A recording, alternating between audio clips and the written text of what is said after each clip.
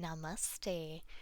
Welcome to Blue Star Gaia's Restful Sleep series. In the previous recording, we looked at aspects of our sleep patterns to look at mindfully, and these included pinpointing our habits and their effects on our sleep.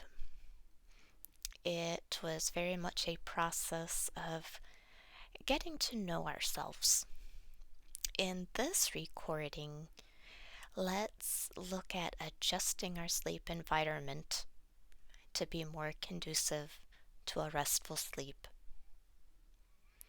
First of all, a good step is to clean our sleeping space regularly, or at least once in a while. Um, dust it at least a few times a year. I know for some people it's easier said than done. For other people, it's like only a few times a year. And some places around the world get dusty faster than others, depending on their environment and whatnot. And so when you start noticing um, a film of dust on things, it's good to dust to dust. It's also good to wash our bedding regularly, especially after we've been unwell. You know, our dead skin cells collect on our bedding, germs collect on the bedding. Sometimes people sweat in their sleep, and so our bedding absorbs that, and it also absorbs energies as well. And so it's just good to get these things in the wash, especially our pillowcases. A lot of times, those are the easier things to wash when they're a material that can just go in with the rest of our laundry. Um, Another area that we looked at mindfully in the previous video was the lighting in our sleeping space.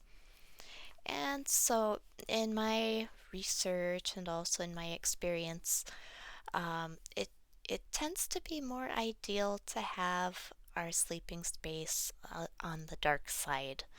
Um, some people um, do require a little bit of light to sleep, to feel comforted and comfortable, um, to be able to tell where things are when they wake up a little bit. And so, if you're looking for a night light, consider using one that's more of an orangish or amber glow rather than the blue ones, as the blue ones are not so conducive to restfulness. They're a little more stimulating. Sometimes we do not have control of the lighting outside of our rooms, so perhaps we are um, in in need of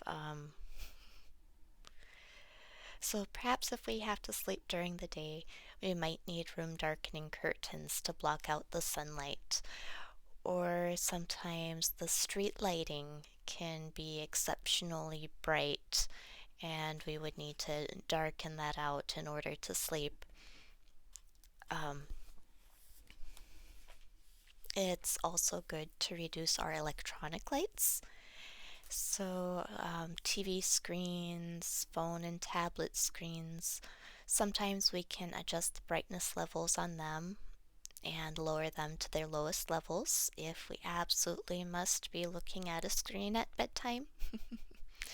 And a lot of devices also have these little LEDs that are always on when the device is receiving a charge. And these can be a little bothersome when trying to sleep. So, um, if they have to be in the area, we could find ways to cover the lights, so that they're not bothering us. And some people like to wear sleep masks.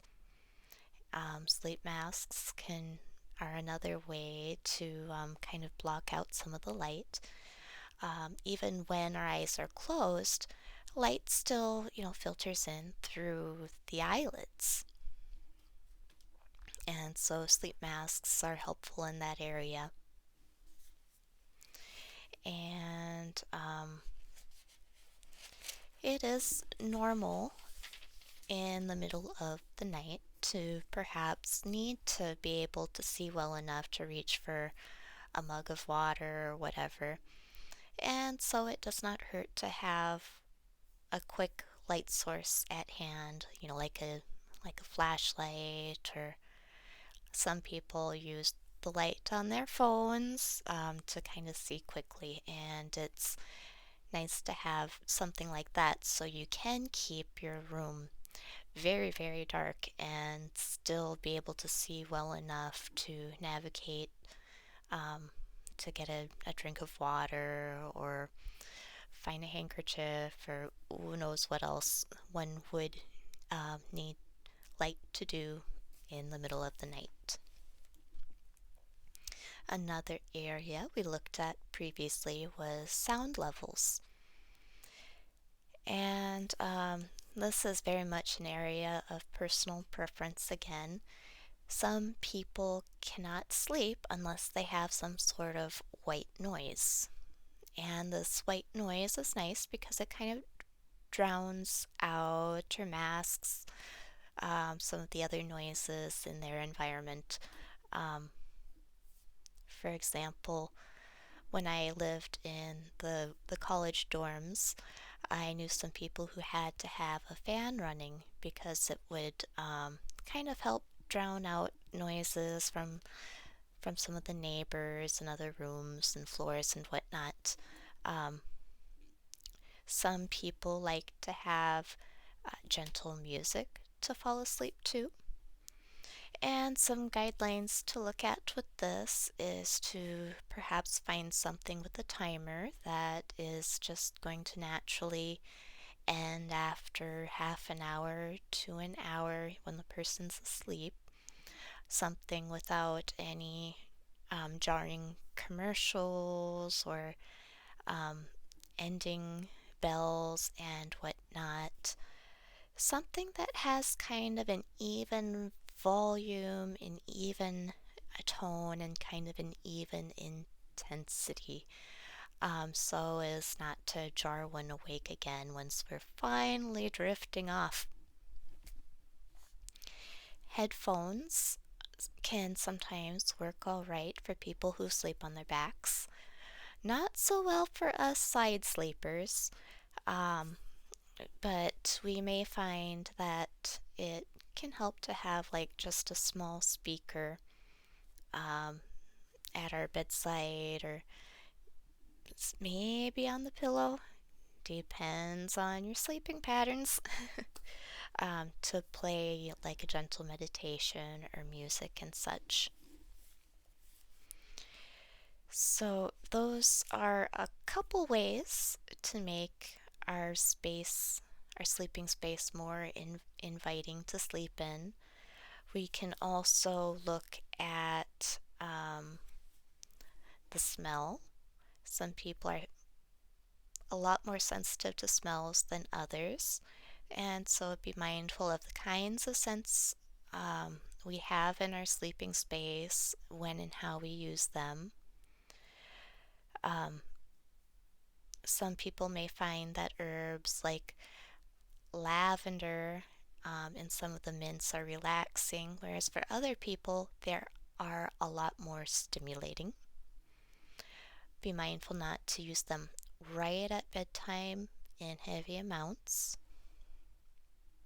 And the same with using things like smudges and incense in one's sleeping space. Um, it's generally not very helpful to use them right at bedtime. Space it out earlier into the day so the smoke and the smells have a chance to clear out a little bit. Keep body sprays and perfumes in the bathroom. Do not spray them in the sleeping space if um, that is at all a possibility. If you have control over your room temperature, some experts claim that people sleep better in temperatures that are generally between 68 degrees Fahrenheit and 70 degrees Fahrenheit, but this is kind of a personal preference type of thing. Some people get too cold when the temperature is that low, and that makes it hard to sleep, whereas some people get too warm, and that also makes it hard to sleep.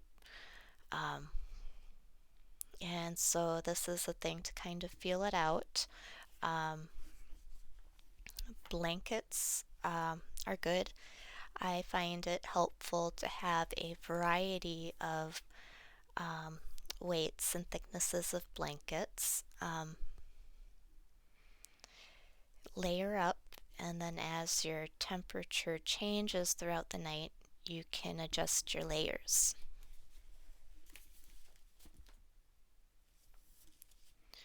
Um, Another way to make our sleeping space more inviting and conducive to rest is to um, mind our clutter in the space. Keep our space clear of our daily things, like our food items, our dishes, our work and school tools and materials. Um, be mindful of the laundry. Keep it in a hamper. Um, Maybe even keep it in the bathroom. If it's clean, keep it in your preferred storage space, aside from the foot of the bed or that single chair in your room. And also be mindful of what you have on the walls too, as far as pictures and posters, because if that space is a bit cluttered or busy, that's also kind of distracting when we're trying to sleep. If you have control over the color schemes used in your sleeping space, that's another thing that we could be mindful of. Social stu- um, Social sciences have shown that certain colors really do affect how individuals feel. And so naturally, some colors are more conducive to restfulness than others. And going into this, I would like to note that um, some colors may work better or worse for some individuals than others. And some shades of different colors also have different effects as well. Plus, there can also be cultural differences as well. So, this information I'm presenting here is based mostly on our global West and how we experience colors. So, overall, some relaxing colors are pale blue, teal, greens, peach, pale pinks, and lavenders. People might also feel most comfortable with beiges, browns, and other neutral colors. In general, bright or stark colors can be a little too much for some people. They can be invigorating or stimulating. Orange, for example, is known to stimulate people's appetites. Um, that's why restaurants use orange a lot. Um, Bright yellows can instill a feeling of excitement and is conducive to mental activity.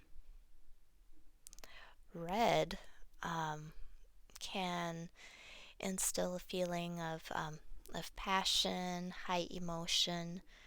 Some people might feel a little more angry around the color red. That really is a thing. Um, Dark colors are kind of an individual thing. There are some people who do feel really relaxed and at ease around dark colors like the navy blues and whatnot, the blacks, the eggplants. And there are some people too who feel kind of sensitive to them in that they feel melancholy or sad or a feeling of oppression when they're amidst, whole walls that are these colors. Um, and white is another color that people experience differently. For some people, it has a clean, fresh feeling, a pure feeling. It could feel peaceful. And for other people, it can just feel kind of stark and clinical and uncomfortable.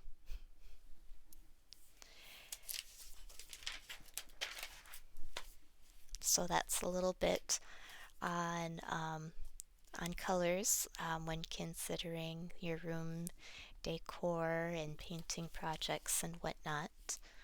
Um, Next is air circulation. It is good to take measures to keep the air in your sleeping area fresh. It's good to, if you're able to, open windows once in a while. They don't have to be open for very long, just enough to allow in some fresh air and some of the stale air out. Some people like to use fans to move the air around.